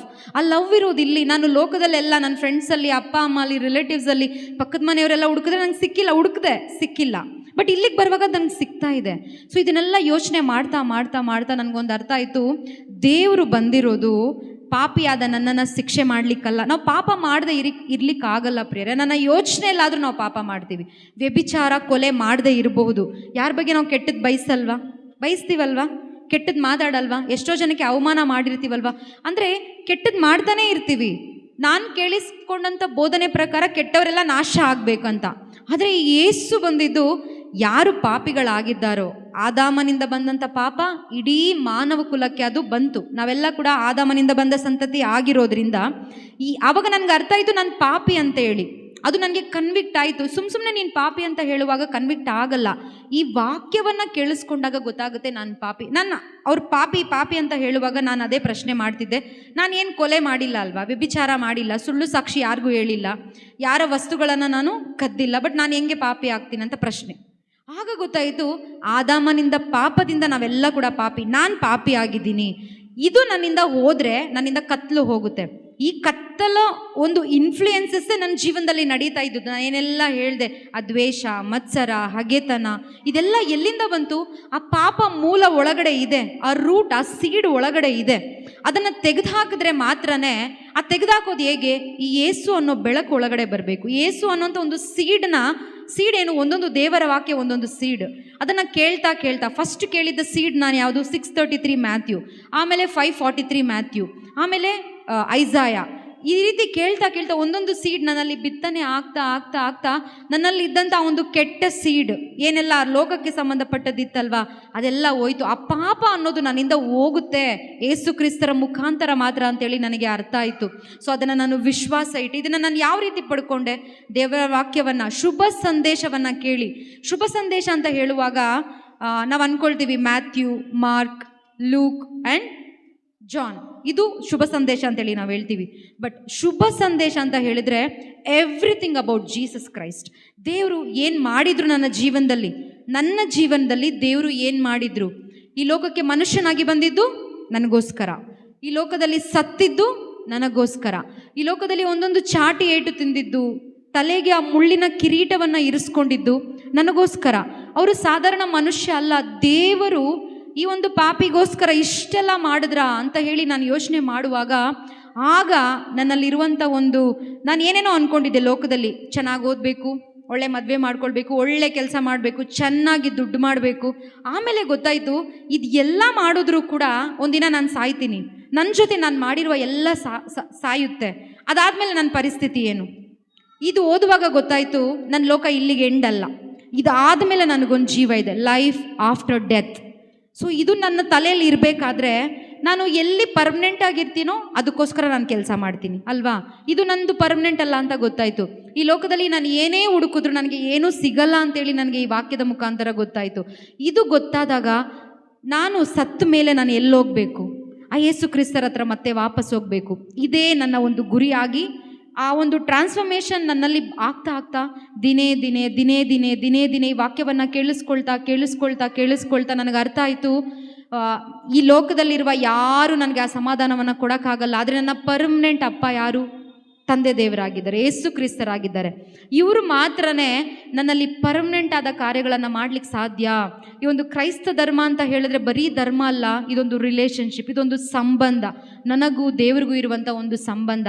ಈ ಸಂಬಂಧದಲ್ಲಿ ನಾನು ಒಂದಾದರೆ, ಓಕೆ, ಈ ಸಂಬಂಧದಲ್ಲಿ ನಾನು ಗಟ್ಟಿ ಆದರೆ ದೇವ್ರು ಪರ್ಮನೆಂಟ್ ಅಲ್ವಾ? ಅವರಿಗೆ ಸಾವಿದ್ಯಾ? ಇಲ್ಲ, ಅವ್ರು ಪರ್ಮನೆಂಟು. ನಾನು ಇಷ್ಟು ದಿನ ಹುಡುಕ್ತಾ ಇದ್ದೆಲ್ಲ ಟೆಂಪ್ರರಿ, ಈ ಒಂದು ತಾತ್ಕಾಲಿಕವಾದದ್ದು. ಅದಕ್ಕೆ ನನ್ನಲ್ಲಿ ಆ ಒಂದು ಕಂಪ್ಲೀಟ್ನೆಸ್, ಆ ಫುಲ್ನೆಸ್ ಅನ್ನೋದು ಅನುಭವಿಸೋಕೆ ಆಗ್ತಿರ್ಲಿಲ್ಲ. ಆದರೆ ಈ ಪರ್ಮನೆಂಟ್ ಆದ ಈ ಒಂದು ಅಪ್ಪನನ್ನು ನಾನು ಇಟ್ಕೊಂಡಾಗ, ಆ ಒಂದು ಡ್ಯಾಡಿಯನ್ನು ನಾನು ಇಟ್ಕೊಂಡಾಗ ಏನಾಗುತ್ತೆ, ನನಗೆ ಅವರೆಲ್ಲ ಕೊಡೋದೆಲ್ಲ ಶಾಶ್ವತವಾದದ್ದೇ ಆಗಿದೆ. Price the lord. ಶಾಶ್ವತವಾದದ್ದು ಅಂತಂದರೆ ಏನು? ನಿತ್ಯ ಜೀವ. ಸತ್ತೋದ್ಮೇಲೆ ನರಕ, ಸ್ವರ್ಗ ಅಂತೇಳಿ ನಾವು ಕೇಳಿಸ್ಕೊಂಡ್ವಿ. ನಾವು ಇಷ್ಟೆಲ್ಲ ಮಾಡಿ, ಈಗ ನಾನು ಲೋಕದಲ್ಲಿ ದುಡ್ದೆ, ಒಳ್ಳೆ ಸಂಪಾದನೆ ಮಾಡಿದೆ, ಒಳ್ಳೆ ಹುಡುಗನ ಮದುವೆ ಆದೆ, ಓಕೆ, ಒಳ್ಳೆ ಮಕ್ಕಳಾಯಿತು, ಎಲ್ಲ ಸಂಪಾದನೆ, ಈ ಒಂದು ಬಿಲ್ಡಿಂಗ್ ಆಯಿತು, ಕಾರ್ ಆಯಿತು, ಲೋಕದಲ್ಲಿ ಏನೆಲ್ಲ ನಾನು ಚೆನ್ನಾಗಿರ್ಲಿಕ್ಕೆ ಏನೇನೆಲ್ಲ ಬೇಕು ಎಲ್ಲ ಮಾಡಿಕೊಂಡೆ. ಎಲ್ಲ ಮಾಡಿ ನಾನು ನರಕಕ್ಕೆ ಹೋದರೆ ಪ್ರೈಸ್ ದ ಲಾರ್ಡ್, ಪ್ರಯೋಜನ ಇದೆಯಾ? ಇದು ನನಗೆ ಅರ್ಥ ಆಯಿತು ನನ್ನ ತಲೆಗೆ. ಯಾಕೆ ನಾನು ಈ ಲೋಕದಿಂದ ಓಡಬೇಕು? ಅವಶ್ಯಕತೆಗೆ ಏನು ಬೇಕೋ ದೇವರು ಬುದ್ಧಿ ಕೊಟ್ಟಿದ್ದಾರೆ, ಕೆಲಸ ಕೊಟ್ಟಿದ್ದಾರೆ, ಅಷ್ಟು ಸಾಕು. ಇಂದಿನ ಚಿಂತೆ ನಮಗೆ ಇಂದಿಗೆ ಸಾಕು. ನಾಳೆ ನಾಡಿದ್ದು ದೇವ್ರು ನೋಡ್ಕೊಳ್ತಾರೆ. ನನ್ನಲ್ಲಿ ಆ ಭಯ ಇತ್ತು, ಫ್ಯೂಚರ್ ಭಯ ಇತ್ತು. ಏನು ಮಾಡೋದು, ಏನು ಮಾಡಬೇಕು ಗೊತ್ತಿಲ್ಲ. ಈ ರೀತಿ ಬೇರೆ ಮನೆಯಲ್ಲಿ ಪರಿಸ್ಥಿತಿ ಆಗ್ತಾಯಿದೆ, ಎಲ್ಲಿ ಹೋಗಬೇಕು ಗೊತ್ತಿಲ್ಲ. ಬಟ್ ಈ ವಾಕ್ಯ ನನಗೆ ಯಾವಾಗ ಅರ್ಥ ಆಯಿತು, ದೇವರು ನನ್ನನ್ನು ಎಷ್ಟಾಗಿ ಪ್ರೀತಿಸ್ತಾರೆ, ನನಗೋಸ್ಕರ ಅವರು ಬಂದರು. ಅಲ್ಲಿ ನಾವು ನೋಡ್ತೀವಿ 3 ಮೊಳೆಗಳಲ್ಲಿ ಯೇಸು ಸ್ವಾಮಿ ತೂಗಾಡ್ತಾ ಇದ್ದಾರೆ, ಆಕಾಶಕ್ಕೂ ಈ ಭೂಮಿಗೂ ನಡುವಲ್ಲಿ. ಪ್ರಿಯರೇ, ಯೇಸು ಸ್ವಾಮಿ ಏನಾದರೂ ಪಾಪ ಮಾಡಿದಾರಾ? ಬೈಬಲ್ ಪ್ರಕಾರ ನೋಡೋದಾದರೆ ಅವರು ದೇವರಾಗಿದ್ದಾರೆ, ಪರಿಶುದ್ಧರಲ್ಲಿ ಪರಿಶುದ್ಧರಾಗಿದ್ದಾರೆ, ಉನ್ನತರಲ್ಲಿ ಉನ್ನತರಾಗಿದ್ದಾರೆ. ದೇವರ ವಾಕ್ಯ ಹೇಳುತ್ತೆ ಅವರು ಒಂದು ಅಬದ್ಧವಾದದನ್ನು ಮಾಡಿಲ್ಲ ಅಂತೆ. ಅವಮಾನ ಮಾಡಿದವ್ರಿಗೆ ವಾಪಸ್ ಅವಮಾನ ಮಾಡಲಿಲ್ಲ, ಅವರು ಯಾರನ್ನು ಬೈದ್ರೋ ಅವ್ರಿಗೆ ವಾಪಸ್ ಬೈದಿಲ್ಲ. ಪರಿಶುದ್ಧತೆಯ ಬುಗ್ಗೆ ಆಗಿದ್ದಾರೆ ಅವರು. ಅಂಥ ದೇವರು ನನಗೋಸ್ಕರ ಪಾಪಿ ಆದ ಆ ಜಾಗ ನಾನಿರಬೇಕಾಗಿತ್ತು. ಆದಾಮನಿಂದ ಬಂದ ಪಾಪದ ಸಲುವಾಗಿ ಅಲ್ಲಿ ನಾನು ತೂಗಾಡಬೇಕಾಗಿತ್ತು. ಅವರು ತಿಂದಂಥ ಒಂದೊಂದು ಏಟು ನನಗೆ ಬೀಳಬೇಕಾಗಿತ್ತು. ಆ ಮುಳ್ಳಿನ ಕಿರೀಟ ನಾನು ಇರಿಸ್ಕೋಬೇಕಾಗಿತ್ತು. ಆದರೆ ದೇವರು ನಾನು ಏನೂ ಮಾಡ್ದೇನೆ ಇವಾಗ ನನ್ನಿಂದ ದೇವ್ರಿಗೆ ಏನಾದರೂ ಪ್ರಯೋಜನ ಇದೆಯಾ? ಏನೂ ಇಲ್ಲ ಪ್ರಿಯರೇ. ಯಾಕೆಂದರೆ ದೇವರು ಸರ್ವಶಕ್ತರಾಗಿದ್ದಾರೆ, ಅವರಿಗೆ ಎಲ್ಲವೂ ಸಾಧ್ಯ. ಸೊ ನನ್ನಿಂದ ಏನೂ ಪ್ರಯೋಜನ ಇಲ್ಲ ಅಂತ ಗೊತ್ತಿದ್ರು, ಏನು ನನ್ನಿಂದ ಎಕ್ಸ್ಪೆಕ್ಟ್ ಮಾಡಿದೆ, ನನ್ನನ್ನು ಬರೀ ಪ್ರೀತಿ ಮಾತ್ರ ಕೊಟ್ಟರು. ದೇವರ ಪ್ರೀತಿ ಒಂದು ಅಗಾಪೆ ಲವ್, ಬರೀ ಕೊಡೋದಷ್ಟೇ, ರಿಟರ್ನ್ ಏನು ಕೇಳಲ್ಲ ದೇವರು. ಸೊ ಇದು ನನಗೆ ಅರ್ಥ ಆದಾಗ, ನಾನು ಸಾಯಬೇಕಾದ ಜಾಗದಲ್ಲಿ ಏಸು ಸತ್ರಲ್ವಾ ಅಂತ ನನಗೆ ಯಾವಾಗ ಅರ್ಥ ಆಯಿತೋ, ನನ್ನ ಜೀವನದ ದಿಕ್ಕು ಬದಲಾಯಿತು. ನನ್ನ ಯೋಚನೆಗಳನ್ನು ನಾನು ಬದಲು ಮಾಡಿಕೊಂಡೆ. ನನ್ನ ಕೈಲಿ ಏನೆಲ್ಲ ಮಾಡೋಕ್ಕಾಗ್ತಾ ಇಲ್ವೋ ಈ ದೇವರ ವಾಕ್ಯದ ಸಹಾಯದಿಂದ ನನಗೆ ಮಾಡಲಿಕ್ಕಾಯ್ತು. ನಾನು ಆಗಲೇ ಹೇಳಿದೆ, ಒಂದು ಶತ್ರುವನ್ನು ಪ್ರೀತಿ ಮಾಡಬೇಕಾದ್ರೂ ಕೂಡ ನನಗೊಂದು ಪವರ್ ಬೇಕು. ಯಾಕಂದರೆ ನನ್ನ ಸ್ವಂತ ಶಕ್ತಿಯಿಂದ ನಾನು ಪ್ರಯತ್ನ ಪಟ್ಟೆ, ಬಟ್ ನನಗೆ ಆಗಲಿಲ್ಲ ಮಾಡೋಕ್ಕೆ. ಸಮಾಧಾನ ತರಲಿಕ್ಕೆ ಮನೆಯಲ್ಲಿ ತುಂಬ ಪ್ರಯತ್ನ ಪಟ್ವಿ, ಬಟ್ ನನ್ನ ಕೈಲಿ ಆಗಲಿಲ್ಲ. ಶಾಂತಿಯಿಂದ ಜೀವಿಸಲಿಕ್ಕೆ ತುಂಬ ಪ್ರಯತ್ನ ಪಟ್ವಿ, ಆಗಲಿಲ್ಲ. ನನ್ನ ಹತ್ರ ಎಷ್ಟೊಂದು ಸರ್ಟಿಫಿಕೇಟ್ಸ್ ಇದೆ, ಎಷ್ಟೊಂದು ಮೆಡಲ್ಸ್ ಇದೆ, ಎಷ್ಟೊಂದು ಕ್ಯಾಶ್ ಪ್ರೈಸ್ ಇದೆ. ನಾನು ಆಲ್ ಇಂಡಿಯಾ ರೆಪ್ರೆಸೆಂಟ್ ಮಾಡಿದ್ದೀನಿ, ಸೌತ್ ಝೋನ್ಗೆ ಹ್ಯಾಂಡ್ಬಾಲ್ ಆಡಿದ್ದೀನಿ, ಅಥ್ಲೆಟಿಕ್ಸಲ್ಲಿ 400 ಮೀಟರ್ ಹಡಲಲ್ಲಿ ನನ್ನ ಹತ್ರ ಸಿಲ್ವರ್, ಗೋಲ್ಡ್, ಬ್ರಾನ್ಸ್ ಎಲ್ಲ ಮೆಡಲ್ಸು ಇದೆ. ಇದು ಯಾವುದು ನನಗೆ ಸಂತೋಷವನ್ನು ಕೊಟ್ಟಿಲ್ಲ. ನನ್ನ ಎಜುಕೇಷನು ನನಗೆ ಸಂತೋಷವನ್ನು ಕೊಟ್ಟಿಲ್ಲ. ಆದರೆ ಇಲ್ಲಿಗೆ ಬಂದಮೇಲೆ ನಾನು ಅದೆಲ್ಲವನ್ನು ಬಿಟ್ಟೆ. ನನಗೆ ಯಾರೂ ಹೇಳಿಲ್ಲ ಇದನ್ನು ಬಿಡು ಇದನ್ನು ಬಿಡು ಇದನ್ನು ಬಿಡು ಅಂತ. ನನ್ನ ಒಳಗಡೆನೇ ನನಗೆ ಅನಿಸ್ತು ಇದಕ್ಕೆ ಓಡಿ ಅಂದರೆ ಅದು ತಪ್ಪು ಅಂತ ನಾನು ಹೇಳ್ತಿಲ್ಲ. ನನ್ನ ಲೈಫ್ ಕನ್ವಿಕ್ಷನ್ ಇದಾಗಿತ್ತು. ಇದು ಕಂಪ್ಲೀಟಾಗಿ ನಾನು ಅರ್ಥ ಮಾಡಿಕೊಂಡಾಗ ನನಗೆ ಅದ್ರ ಮೇಲೆ ಯಾವುದ್ರಲ್ಲೂ ಆಸಕ್ತಿ ಹೋಗಲಿಲ್ಲ. ಇನ್ಮೇಲೆ ಜೀವಿಸೋದಾದರೆ ಏಸುಗಾಗಿ ಜೀವಿಸಬೇಕು. ಈಗ ನಾನು ಜೀವಿಸ್ತಾ ಇದ್ದೀನಿ ಅಂತ ಹೇಳಿ ನನ್ನ ಲೈಫ್ ತುಂಬ ಪರ್ಫೆಕ್ಟ್ ಆಗಿದೆ, ತಪ್ಪೇ ಮಾಡಲ್ಲ, ಏನು ಕೆಟ್ಟ ಯೋಚನೆನೇ ಬರಲ್ಲ ಅಂತಲ್ಲ ನನ್ನ ಅರ್ಥ.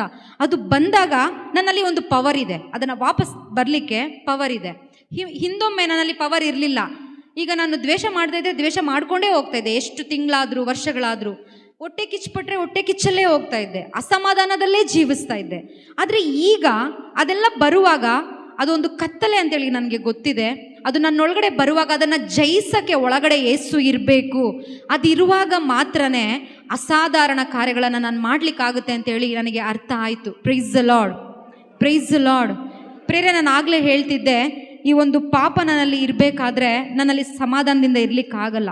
ಸೊ ನಾನೇನು ಮಾಡಬೇಕು? ಮೊದಲು ಈಗ ಆ ಪಾಪದಿಂದ ಆದಾಮನಿಗೂ ಮತ್ತು ದೇವರಿಗೂ ಕನೆಕ್ಷನ್ ಕಟ್ಟಾಯ್ತು ಅಂತೇಳಿ ನಾವು ಕೇಳಿಸ್ಕೊಂಡ್ವಿ ಆದಿಕಾಂಡದಲ್ಲಿ, ಹೌದಾ?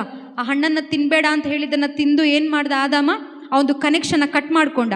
ಆ ಕನೆಕ್ಷನ್ ಕಟ್ ಮಾಡಿದಾಗಲೇ ಈ ಪಾಪಕ್ಕೆ ಸಂಬಂಧಪಟ್ಟ ಎಲ್ಲ ಕಾರ್ಯಗಳು ಕೂಡ ಈ ಭೂಮಿಗೆ ಬಂದಿದ್ದು, ಆ ಒಂದು ಆದಾಮನ ಜೀವನದಲ್ಲಿ ಕೂಡ ಬಂದಿದ್ದು. ಈಗ ಆ ಸಮಾಧಾನ ಮತ್ತೆ ವಾಪಸ್ ಬರಬೇಕಾದ್ರೆ, ಆ ಶಾಂತಿ ಮತ್ತೆ ವಾಪಸ್ ಬರಬೇಕಾದ್ರೆ ನನಗೆ ಗೊತ್ತಾಯಿತು, ಆ ತಂದೆ ದೇವರ ಬಳಿ ನನಗೊಂದು ಸಂಧಾನ ಆಗಬೇಕು, ಒಂದು ರಿಕನ್ಸೈಲ್ ಆಗಬೇಕು ನಾನು ದೇವರ ಬಳಿ. ಆ ಒಂದು ರಿಕನ್ಸಿಲೇಷನ್ ಶುಡ್ ಹ್ಯಾಪನ್. ಆಗ ಏನಾಗುತ್ತೆ, ಆ ಒಂದು ಕನೆಕ್ಷನ್ ಸರಿಯಾದಾಗ ಮತ್ತೆ ಆ ದೇವರಲ್ಲಿರುವ ಎಲ್ಲ ಅದು ನನಗೆ ಹೀಗೆ ಪಾಸ್ ಆಗುತ್ತೆ. Price the Lord. ಸೊ ಇಲ್ಲೊಂದು ರೋಪ್ ಇದೆ ಅಂತ ಇಟ್ಕೊಳ್ಳಿ. ಇಲ್ಲಿ ತಂದೆ ದೇವರಿದ್ದಾರೆ, ಇಲ್ಲಿ ನಾನಿದ್ದೀನಿ. ನಾನಂದರೆ ಆದಾಮ ಇದ್ದಾನೆ, ಈಗ ಆದಾಮನ ಜಾಗದಲ್ಲಿ ನಾವೆಲ್ಲ ಇದ್ದೀವಿ, ಹೌದಾ? ಸೊ ನಾನು ಆ ರೀತಿ ಯೋಚನೆ ಮಾಡಿದೆ. ಈಗ ಇಲ್ಲಿ ರೋಪ್ ಕಟ್ಟಾಗಿದೆ, ಅಪ್ಪ ಅಲ್ಲಿದ್ದಾರೆ, ನಾನು ಇಲ್ಲಿದ್ದೀನಿ, ತಂದೆ ದೇವರು ಅಲ್ಲಿದ್ದಾರೆ, ನಾನು ಇಲ್ಲಿದ್ದೀನಿ. ಈಗ ಅವರಲ್ಲಿರುವಂಥ ಎಲ್ಲ ಒಳಿತಂತ ಹೇಳುವಾಗ ಈ ಲೋಕದ ಆಶೀರ್ವಾದದ ಬಗ್ಗೆ ನಾನು ಹೇಳ್ತಾ ಇಲ್ಲ. ಯಾಕಂದರೆ ಅದು ಇವತ್ತಿರುತ್ತೆ, ನಾಳೆ ಹೋಗುತ್ತೆ. ಹೀಲಿಂಗ್ ಇವತ್ತಾಗುತ್ತೆ, ನಾಳೆ ಇನ್ನೊಂದು ರೋಗ ಬರಲ್ಲ ಅಂತ ಏನಾದರೂ ಗ್ಯಾರಂಟಿ ಇದೆಯಾ? ಇವತ್ತು ಸಾಲ ಎಲ್ಲ ತೀರೋಯ್ತು, ನಾಳೆ ಇನ್ನೊಂದು ಕಮಿಟ್ಮೆಂಟ್ ಆಗಿ ಸಾಲ ಆಗಲ್ಲ ಅಂತ ಏನಾದರೂ ನಮಗೆ ಗ್ಯಾರಂಟಿ ಇದೆಯಾ? ಇವತ್ತು ಒಳ್ಳೆಯವರಾಗಿರೋ ಜನ ನಾಳೆ ಕೆಟ್ಟವ್ರು ಆಗಲ್ಲ ಅಂತೇಳಿ ಏನಾದರೂ ಗ್ಯಾರಂಟಿ ಇದೆಯಾ? ಇಲ್ಲ. ಅದು ಒಳಿತಲ್ಲ, ಅದು ಜಸ್ಟ್ ಬೇಕು ಈ ಲೋಕದಲ್ಲಿ ಜೀವನ ಮಾಡಲಿಕ್ಕೆ. ಬಟ್ ಅದನ್ನೇ ನಂಬ್ಕೊಂಡು ನಾವು ಹೋಗುವಾಗ ನಮ್ಮಲ್ಲಿ ದುಃಖ ಏನೆಲ್ಲ ನಾವು ಇವಾಗ ಹೋಗ್ತಾ ಇದ್ದೀವಿ, ಅದು ಯಾವುದು ನಮ್ಮಿಂದ ವಾಪಸ್ ಹೋಗಲ್ಲ.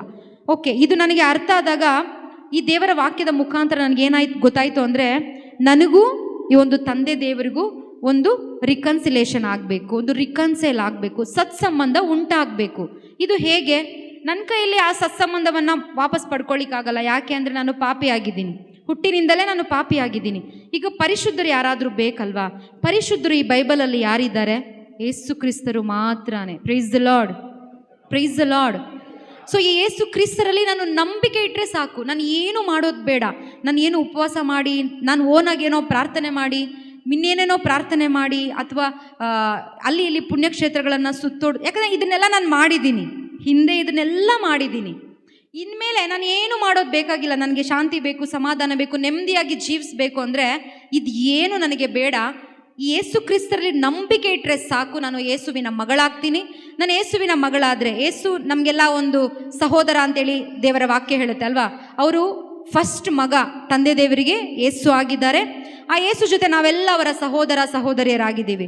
ಸೊ ಈ ಯೇಸುವಲ್ಲಿ ನಾನು ನಂಬಿಕೆ ಇಟ್ಟರೆ ಸಾಕು. ಯೇಸು ನನಗೆ ಏನು ಮಾಡಿದ್ದಾರೆ, ನಾನು ಆಗಲೇ ಹೇಳಿದೆ, ನನಗಾಗಿ ಬಂದಿದ್ದು, ನನಗಾಗಿ ಯಾತನೆಯನ್ನು ಅನುಭವಿಸಿದ್ದು, ನನಗಾಗಿ ಸತ್ತಿದ್ದು, ನನಗಾಗಿ ಮತ್ತೆ ಪುನರುತ್ಥಾನರಾಗಿ ಈಗಲೂ ಕೂಡ ತಂದೆ ದೇವರ ಬಲಪಾರ್ಶ್ವದಲ್ಲಿ ಕುಳಿತುಕೊಂಡು ನನಗಾಗಿ ಮಧ್ಯಸ್ಥಿಕೆಯನ್ನು ಮಾಡ್ತಾನೆ ಇದ್ದಾರೆ. Price the lord.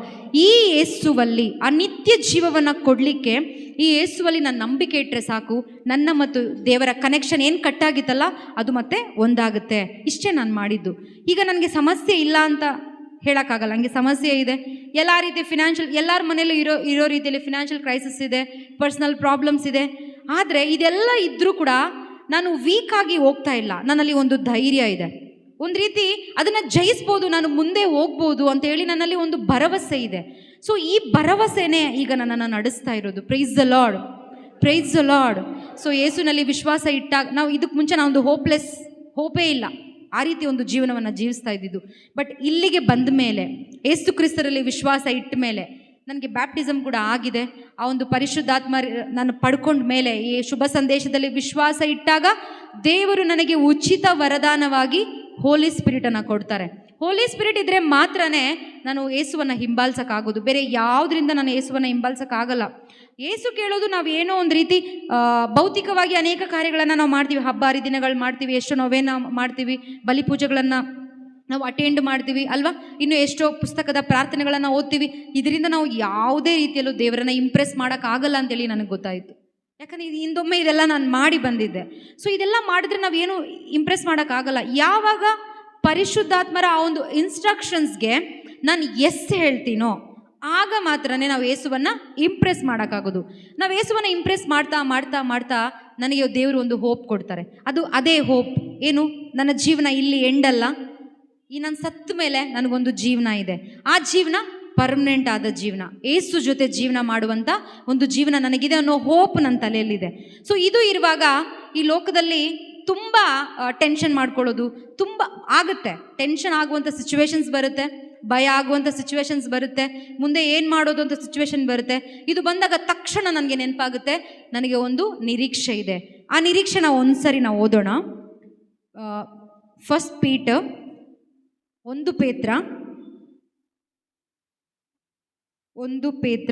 1ನೇ ಅಧ್ಯಾಯ 1 ಪೇತ್ರ 1ನೇ ಅಧ್ಯಾಯ 3ನೇ ವಾಕ್ಯ. ಫಸ್ಟ್ ಪೀಟರ್ ಚಾಪ್ಟರ್ 1 ವರ್ಸ್ 3 ನಾನೇ ಓದ್ತೀನಿ. ಇಲ್ಲಿ ಒಂದು ಹೋಪ್ ಕೊಡ್ತಾರೆ. ಯೇಸುವನ್ನು ನಂಬಿ ಬಂದಾಗ ನಮ್ಮಲ್ಲಿ ಒಂದು ಹೋಪ್ ಸಿಗುತ್ತೆ. ಈ ಹೋಪ್ ಇಲ್ಲ ಅಂದರೆ ನಾವು ಕ್ರೈಸ್ತನನ್ನು ಹಿಂಬಾಲಿಸೋಕ್ಕಾಗಲ್ಲ, ನಾವು ಕ್ರಿಶ್ಚಿಯನ್ಸ್ ಅಂತ ಹೇಳಲಿಕ್ಕೂ ಆಗಲ್ಲ. ಯಾಕೆ ಅಂದರೆ ಬೇರೆ ಧರ್ಮದವ್ರಿಗೂ ಕ್ರಿಶ್ಚಿಯನ್ಸ್ಗೂ ಒಂದು ವ್ಯತ್ಯಾಸ ಇದೆ. ಬೇರೆಯವರು ಯಾವ ರೀತಿ ಅಂತ ಹೇಳಿದ್ರೆ, ಈ ರೀತಿ ಹೋಪ್ ಇದೆಯೋ ಇಲ್ವೋ ನನಗೆ ಗೊತ್ತಿಲ್ಲ, ಆದರೆ ನಮಗೆ ಕ್ರಿಶ್ಚಿಯನ್ಸ್ ಯಾರು ಯೇಸುವನ್ನು ಫಾಲೋ ಮಾಡ್ತಾರೆ ಅವರೇ ಕ್ರಿಶ್ಚಿಯನ್ಸು, ಅವರಿಗೆ ಈ ಹೋಪ್ ಇದೆ. ಈ ಹೋಪ್ ನನಗೆ ಕನ್ವಿಕ್ಟ್ ಆಗಿದೆ. ಈ ಹೋಪ್ ಏನಂತ ಹೇಳಿದ್ರೆ, ನಮ್ಮ ಪ್ರಭು ಯೇಸು ಕ್ರಿಸ್ತರ ತಂದೆಯಾದ ದೇವರಿಗೆ ಸ್ತುತಿ ಸ್ತೋತ್ರ ಸಲ್ಲಲಿ. ಯೇಸು ಕ್ರಿಸ್ತರನ್ನು ಮರಣದಿಂದ ಪುನರುತ್ಥಾನಗೊಳಿಸುವುದರ ಮೂಲಕ ದೇವರು ತಮ್ಮ ಅಪಾರ ಕರುಣೆಯಿಂದ ನಮಗೆ ಹೊಸ ಜನ್ಮವನ್ನು ಮತ್ತು ಜೀವಂತ ನಿರೀಕ್ಷೆಯನ್ನು ನೀಡಿದ್ದಾರೆ. ಜೀವಂತ ನಿರೀಕ್ಷೆ ಅಂತ ಅಂದರೆ ಏನು ಪ್ರಿಯರೇ? ಅಂದರೆ ಏನು ಈ ವಾಕ್ಯದಿಂದ ಅರ್ಥ ಆಗಿದ್ದು ಅಂದರೆ, ಇಲ್ಲಿಗೆ ಸತ್ತಾಗ ನನ್ನ ಒಂದು ದೇಹ ಸಾಯುತ್ತೆ, ನನ್ನ ಆತ್ಮ ಹೋದಾಗ ಅದಕ್ಕೆ ಸಾವೇ ಇಲ್ಲ, ಅಂದರೆ ನಾನು ಇನ್ನು ಯಾವಾಗಲೂ ಜೀವಿಸ್ತೀನಿ. ಇಲ್ಲಿ ನನಗೆ ದೇವರು ಒಂದು now I am 30 years old, ಇನ್ನೊಂದು 50 years 70 years ಆಗಿರ್ಬೋದು ನನ್ನ ಒಂದು ಇಲ್ಲಿ ಜೀವನಾವಧಿ ಕಾಲಾವಧಿ. ಇದು ತಾತ್ಕಾಲಿಕ. ಇದು ನಾನು ಮುಗಿದು ಹೋದ್ಮೇಲೆ ನನಗೆ ಆಮೇಲೆ ಕೋಟ್ಯಾನುಕೋಟಿ ವರ್ಷಗಳು ದೇವ್ರ ಜೊತೆ ಬಾಳುವಂಥ ಒಂದು ನಿರೀಕ್ಷೆನ ದೇವರು ನನಗೆ ಕೊಟ್ಟಿದ್ದಾರೆ. ಇದಕ್ಕೆ ಮುಂಚೆ ಹೋಪ್ಲೆಸ್ ಆಗಿ ಜೀವನ ಮಾಡಿದಾಗ ಒಂದೊಂದು ಸಾರಿ ಇನ್ನೂ ಭಯ ಆಗ್ತಾಯಿತ್ತು. ಈಗ ಭಯ ಬಂದಾಗ ಅದು ಭಯವಾಗೇ ಇರಲ್ಲ. ಓಕೆ, ನಾನು ಸತ್ತ ಮೇಲೆ ನನಗೊಂದು ಜೀವನ ಇದೆ, ನಾನು ಯಾಕೆ ಭಯ ಪಡಬೇಕು? ಸತ್ತ ಮೇಲೆ ನನಗೊಂದು ಜೀವನ ಇದೆ, ನಾನು ಯಾಕೆ ದುಃಖ ಪಡಬೇಕು? ಸತ್ತ ಮೇಲೆ ನನಗೊಂದು ಜೀವನ ಇದೆ, ನಾನು ಯಾಕೆ ಈ ಲೋಕಕ್ಕಾಗಿ ಟೆನ್ಷನ್ ಮಾಡ್ಕೊಳ್ಬೇಕು, ಭಯದಲ್ಲೇ ಜೀವಿಸಬೇಕು, ಬೇರೆಯವ್ರ ಮೇಲೆ ನಾನು ಯಾಕೆ ಚಾಡಿ ಹೇಳ್ಬೇಕು ಅಲ್ವಾ? ಯಾಕೆ ದ್ವೇಷ ಮಾಡಬೇಕು? ಇದರಿಂದ ಏನೂ ಸಿಗಲ್ಲ ಅಂತೇಳಿ ನನಗೆ ಗೊತ್ತಾಯ್ತು. ಇದರಿಂದ ಏನು ಸಿಗುತ್ತೆ ಗೊತ್ತಾ? ಒಂದು ಟೆಂಪರರಿ ಸ್ಯಾಟಿಸ್ಫ್ಯಾಕ್ಷನ್ ಮಾತ್ರ ಸಿಗುತ್ತೆ. ನಮ್ಮ ಈಗೋ ಸ್ಯಾಟಿಸ್ಫೈ ಆಗುತ್ತೆ. Price the lord. ಅಷ್ಟೇ. ಬೇರೆಯವ್ರನ್ನ ನಾವು ಕೆಳಗಾಕಿ ನಾವು ಮೇಲೆ ಹೋಗುವಾಗ ಒಂದೇ ಒಂದು ಆಗೋದು ನಮ್ಮೊಳಗಡೆ ಏನಂದರೆ ಒಂದು ಈಗೋ ಸ್ಯಾಟಿಸ್ಫ್ಯಾಕ್ಷನ್. ಈಗೋ ಸ್ಯಾಟಿಸ್ಫ್ಯಾಕ್ಷನ್ ಆದಾಗ ಯೇಸುಗೆ ಅಲ್ಲಿ ಜಾಗ ಇಲ್ಲ ಪ್ರಿಯರೇ. ಇದನ್ನೆಲ್ಲ ನಾವು ಬಿಡಬೇಕಾದ್ರೆ ಯೇಸು ಕ್ರಿಸ್ತರಲ್ಲಿ ನಂಬಿಕೆ ಇಡಬೇಕು. ನನಗೆ ಅರ್ಥ ಆಗಿದ್ದಿದೆ, ಯೇಸು ಕ್ರಿಸ್ತರಲ್ಲಿ ನಂಬಿಕೆ ಇಟ್ಟಾಗ ನಮ್ಮನ್ನು ಟ್ರಾನ್ಸ್ಫಾರ್ಮ್ ಮಾಡ್ತಾರೆ. ತುಂಬ ಜನ ನನಗೆ ಹೇಳಿದ್ರು, ನಾನು ಇಲ್ಲಿಗೆ ಬಂದ ಮೇಲೆ ನೀನು ಕನ್ವರ್ಟ್ ಆಗಿಬಿಟ್ಟೆ, ನಿನ್ನ ಕನ್ವರ್ಟ್ ಮಾಡಿಬಿಟ್ರು. ಯಾಕಂದರೆ ನಾನಿದ್ದು ತುಂಬ ಸಂಪ್ರದಾಯಸ್ಥ ಒಂದು ಕುಟುಂಬ ಮತ್ತು ಬ್ಯಾಕ್ಗ್ರೌಂಡ್ ಆಗಿತ್ತು. ಸೊ ಅಲ್ಲಿಂದ ಇಲ್ಲಿಗೆ ಬರೋದು ನನ್ನ ಸ್ವಂತ ಶಕ್ತಿಯಿಂದ ಖಂಡಿತವಾಗ್ಲೂ ಸಾಧ್ಯ ಇಲ್ಲ. ಯಾಕಂದರೆ ಒಂದೊಂದು ಹೆಜ್ಜೆಗೂ ಒಂದೊಂದು ರೀತಿ ಫಾಲೋ ಮಾಡ್ತಾಯಿದ್ವಿ ನಾವು ಮನೆಯಲ್ಲಿ. ನಮ್ಮಪ್ಪ ಯಾವ ರೀತಿ ಅಂತ ಹೇಳಿದ್ರೆ, ಸೂರ್ಯ ನಮಸ್ಕಾರದಿಂದ ಹಿಡಿದು ಊಟ ಇದೇ ಒಂದು ದಿಕ್ಕಲ್ಲಿ ತಿನ್ನಬೇಕು, ಇದೇ ರೀತಿ ಕೈ ತೊಳಿಬೇಕು, ಈ ದಿಕ್ಕಲ್ಲೇ ಮಲಗಬೇಕು, ಇದೆಲ್ಲ ಒಂದು ಬಾಂಡೇಜ್ ರೀತಿ. ಅದು ಮಾಡಿಲ್ಲ ಅಂದರೆ ಏನಾದರೂ ಒಂದು ಕೆಟ್ಟದಾದರೆ ಮನೆಯಲ್ಲೆಲ್ಲ ಅಸಮಾಧಾನ. ಇದು ಮಾಡದೇ ಇದ್ದಿದ್ದಕ್ಕೆ ಇದಾಗೋಯ್ತು. ಅದು ಎಷ್ಟು ತಲೆ ಕೆಡಿಸುತ್ತೆ ಅಂದರೆ ಅದೊಂದು ಬಾಂಡೇಜು. ಈಗ ಆ ಬಾಂಡೇಜ್ ಯಾವುದೂ ಇಲ್ಲ. ದೇವ್ರು ಹೇಳ್ತಾರೆ, ನೀವು ಸತ್ಯವನ್ನು ಅರಿತುಕೊಳ್ಳಿ, ಸತ್ಯ ನಿಮಗೇನು ಕೊಡುತ್ತೆ? ಸ್ವತಂತ್ರ. You shall know the truth will set you free. ಆ truth is nothing but Jesus. ಆ ಸತ್ಯ, ದೇವ್ರು ಹೇಳ್ತಾರೆ, ನಾನೇ ಸತ್ಯ, ನಾನೇ ಮಾರ್ಗ, ನಾನೇ ಜೀವ. ಇದನ್ನು ನಾನು ತಿಳ್ಕೊಂಡಾಗ ಎಲ್ಲ ಬಾಂಡೇಜಸ್ಸಿಂದ ನಾನು ಹೊರಗಡೆ ಬಂದೆ. ಈಗ ನನ್ನಲ್ಲಿ ಬಾಂಡೇಜಸ್ ಏನಿಲ್ಲ. ಅದು ಮಾಡಿಲ್ಲ ಅಂದರೆ ಇದಾಗುತ್ತೆ, ಅದು ಮಾಡಿ, ಅದೆಲ್ಲ ಮನುಷ್ಯರು ಮಾಡಿರೋದಂತ ನನಗೆ ಗೊತ್ತಾಯಿತು. ದೇವ್ರೇನು ಹೇಳಿಲ್ಲ, ನೀವು ಇದು ಮಾಡಿಲ್ಲ ಅಂದರೆ ಇದು ಬರುತ್ತೆ ಅಂತ. ದೇವ್ರು ಒಂದೇ ಹೇಳಿದ್ದಾರೆ, ನನ್ನ ಜೊತೆ ಇಲ್ಲ ಅಂದರೆ ಮಾತ್ರ ನಿಮಗೆ ಪ್ರಾಬ್ಲಮ್ ಅಂತ. ನಾವು ಯೇಸು ಜೊತೆ ಇರ್ತಾ ಇರ್ತಾ ಇರ್ತಾ ಈ ಬಾಂಡೇಜಸ್ ಎಲ್ಲ ನಾನು ಹೊರಗಡೆ ಬರೋಕ್ಕೆ ಸ್ಟಾರ್ಟ್ ಮಾಡಿದೆ. ಈಗ ಒಂದು ಯಾವ ರೀತಿ ಅಂದರೆ ಮನೇಲಿ ಎಲ್ಲರೂ ಫ್ರೀಡಮ್ ಆಗಿದ್ದೀವಿ. ಮೊದಲು ನಾನು ಬಂದೆ, ಅದೇ ನನಗೆ ಎಲ್ಲರೂ ಹೇಳ್ತಿದ್ರು, ನೀನು ಕನ್ವರ್ಟ್ ಆಗಿಬಿಟ್ಟೆ, ನೀನು ಬ್ರೈನ್ ವಾಶ್ ಮಾಡಿ ಕನ್ವರ್ಟ್ ಮಾಡಿದ್ರಂತ. ಯಾವುದೇ ಮನುಷ್ಯ ಕೂಡ ಯಾರನ್ನೂ ಕನ್ವರ್ಟ್ ಮಾಡ್ಲಿಕ್ಕೆ ಆಗಲ್ಲ. ಮೇ ಬಿ ಏನೋ ಒಂದು ಹೀಲಿಂಗ್ ಪಡ್ಕೊಂಡು ಕೆಲವೊಬ್ಬರು ಮದುವೆಗಾಗಿ ಕನ್ವರ್ಟ್ ಆಗ್ತಾರೆ. ಆ ರೀತಿ ಕನ್ವರ್ಷನ್ ನಾನು ಖಂಡಿತವಾಗ್ಲೂ ಆಗಿಲ್ಲ. ಕನ್ವರ್ಷನ್ ನನ್ನ ಒಳಗಡೆ ಆಗಿದ್ದು ಈ ಹೋಲಿ ಸ್ಪಿರಿಟ್, ಈ ಪರಿಶುದ್ಧಾತ್ಮರು ನನ್ನ ಒಳಗಡೆ ಒಂದು ಕನ್ವಿಕ್ಷನ್ ತೊಗೊಂಡ್ಬಂದು ನನ್ನ ಒಂದು ಪರಿವರ್ತನೆ, ಒಂದು ಟ್ರಾನ್ಸ್ಫಾರ್ಮೇಷನ್ ಆಗ್ತಾ ಆಗ್ತಾ ಆಗ್ತಾ ನಾನು ಕನ್ವರ್ಷನ್ ಆಯಿತು. Not convert, there is difference. Convert ಅಂದರೆ ಬರೀ ದೇಹವಾಗಿ ಒಂದು ಬ್ಯಾಪ್ಟಿಸಮ್ ತೊಗೊಂಡು ಆಗೋದು, ಬಟ್ ನನ್ನ ಒಳಗಡೆ ಇರೋದೆಲ್ಲ ಬದಲಾಯಿತು. ಸೊ ಇದಕ್ಕೆ ದೇವರಿಗೆ ಕೋಟಿ ಕೋಟಿ ಸ್ತೋತ್ರ. ಇದನ್ನು ಮಾಡಬೇಕಾದ್ರೆ ನನ್ನ ಮನೆಯಲ್ಲಿ ಇನ್ನೂ ಸ್ವಲ್ಪ, ನಾನು ಮೊದಲು ಈ ಒಂದು ವಿಶ್ವಾಸಕ್ಕೆ ಬಂದೆ, ಈ ದೇವರ ಎನ್ಕೌಂಟರ್ ನನಗೆ ಆಯಿತು. ಇದಾದ ಮೇಲೆ ನನ್ನ ಮನೆಯಲ್ಲಿರೋರು ಸ್ವಲ್ಪ ನನಗೆ ವಿರುದ್ಧ ಆಗಲಿಕ್ಕೆ ಪ್ರಾರಂಭ ಮಾಡಿದ್ರು. ಯಾಕೆಂದರೆ ನಮ್ಮ ಹಿಂದೆ ಬ್ಯಾಕ್ಗ್ರೌಂಡ್ ಆ ರೀತಿ ಇದ್ದಿದ್ದರಿಂದ ಜನ ಏನು ಅನ್ಕೊತಾರೋ, ಮೊದಲು ಹಂಗೆ ಆಗಿದ್ದು. ಎಲ್ಲರೂ ನೀನು ಯಾವುದೋ ಒಂದು ಕೀಳಾಗಿರೋ ದೇವರ ಹಿಂದೆ ಹೋಗ್ಬಿಟ್ಟಿದ್ಯಾ, ಈ ರೀತಿ ಎಲ್ಲ ಹೇಳ್ತಾ ಇದ್ರು ನನಗೆ. ಸೊ ಇದೆಲ್ಲ ಹೇಳ್ಬೇಕಾದ್ರೆ ನಮ್ಮಲ್ಲಿ ಅವ್ರೇನು ಅನ್ಕೊತಾರೆ, ರಿಲೇಟಿವ್ಸ್ ಏನು ಅನ್ಕೊತಾರೆ, ಪಕ್ಕದ ಮನೆಯವ್ರು ಏನು ಅನ್ಕೊತಾರೆ, ಇದೊಂದು ಭಯ ಆಗಿದೆ. ಈ ಸಮಾಜಕ್ಕೆ ನಾವು ಭಯ ಪಡ್ತೀವಲ್ವಾ. ಆದರೂ ನಾನು ಏನು ಮಾಡ್ತಾ ಇದ್ದೆ, ನಾನು ಒಂದು ದಿಕ್ಕಾದರೆ ನಮ್ಮ ಮನೇಲಿರೋರು ಇನ್ನೊಂದು ದಿಕ್ಕು, ಈ ರೀತಿ ಸ್ವಲ್ಪ ತಿಂಗಳು ಹೋಯ್ತು ಇದೇ ರೀತಿ. ಆಗ ನಾನು ಒಂದೇ ಪ್ರಾರ್ಥನೆ ಮಾಡ್ತಿದ್ದೆ. ಪ್ರೇಷಿತರ ಕಾರ್ಯಕಲಾಪದಲ್ಲಿ ಒಂದು ವಾಕ್ಯ ಇದೆ, ನೀನು ವಿಶ್ವಾಸವಿಡು, ನೀನು ಮತ್ತು ನಿನ್ನ ಕುಟುಂಬ ರಕ್ಷಣೆ ಹೊಂದದೆ. ನಾನು ದೇವ್ರ ಹತ್ರ ಅಂದರೆ ನನ್ನ ಪ್ರಾರ್ಥನೆಯಿಂದ ಅವ್ರು ಚೇಂಜ್ ಆಗಿದ್ದಾರೆ ಅಂತ ನಾನು ಹೇಳ್ತಾ ಇಲ್ಲ. ನೀವು ಜೆನ್ಯೂನ್ ಆಗಿ ಎಸ್ ಹೇಳಿದಾಗ ದೇವ್ರಿಗೆ ನಿಮ್ಮ ಮನೆ ಪರಿಸ್ಥಿತಿ ಎಲ್ಲ ದೇವ್ರು ಚೇಂಜ್ ಮಾಡ್ತಾರೆ ಅಂತ ನಾನು ಹೇಳ್ತಾ ಇದ್ದೀನಿ. ಸೊ ಅದು ನಾನು ಪ್ರಾರ್ಥನೆ ಮಾಡುವಾಗ, ದೇವರೇ ಈ ಪ್ರೀತಿ ನನಗೆ ಅರ್ಥ ಆಗಿದೆ, ನಿಜ ಏನಂತೇಳಿ ನನಗೆ ಅರ್ಥ ಆಗಿದೆ, ಈ ಆಚಾರ ವಿಚಾರ ಮೂಢನಂಬಿಕೆಗಳಲ್ಲಿ ಇದೆಲ್ಲ ವೇಸ್ಟ್ ಅಂತೇಳಿ ನನಗೆ ಅರ್ಥ ಆಗಿದೆ, ಇದು ನಮ್ಮ ಮನೆಯವ್ರಿಗೂ ಕೂಡ ಅರ್ಥ ಆಗಬೇಕಂತೇಳಿ ಪ್ರಾರ್ಥನೆ ಮಾಡ್ತಾ ಮಾಡ್ತಾ ಮಾಡ್ತಾ ಮಾಡ್ತಾ ನನ್ನ ಅಪ್ಪ ಅಮ್ಮಗೂ ಈ ಒಂದು ಯೇಸು ಏನಂತೇಳಿ ಅರ್ಥ ಆಯಿತು. ಈಗ ನನ್ನ ಇಡೀ ಕುಟುಂಬ, ನಾನು, ನಮ್ಮ ಅಪ್ಪ ಅಮ್ಮ ಎಲ್ಲರೂ ಕೂಡ ನಾವು ಕ್ರೈಸ್ತರಾಗಿದ್ದೇವೆ. ಎಲ್ಲರೂ ಕೂಡ ನಾವು ಬ್ಯಾಪ್ಟಿಸಮ್ ಪಡ್ಕೊಂಡು ನನ್ನ ಮನೆಯಲ್ಲಿ ಈಗ ಒಂದೇ ವಿಶ್ವಾಸ, ದೇವರ ವಿಶ್ವಾಸ, ಯೇಸು ಕ್ರಿಸ್ತರ ವಿಶ್ವಾಸ ಮಾತ್ರ. ಎರಡೆರಡು ವಿಶ್ವಾಸ ಇಲ್ಲ, ಎರಡೆರಡು ಥಾಟ್ ಇಲ್ಲ. ಈಗ ನಾವು ಎಲ್ಲೋದ್ರೂ, ನಾನು ಯಾಕೆ ಇದೆಲ್ಲ ಹೇಳ್ತಾ ಇದ್ದೀನಿ ಅಂದರೆ, ಇದು ಸಾಕ್ಷಿ ಅಂತ ಅಲ್ಲ, ಇದು ನನ್ನ ಅನುಭವ. ಇನ್ನೂ ನಾವು ಸಾಕ್ಷಿ ಆಗಬೇಕು.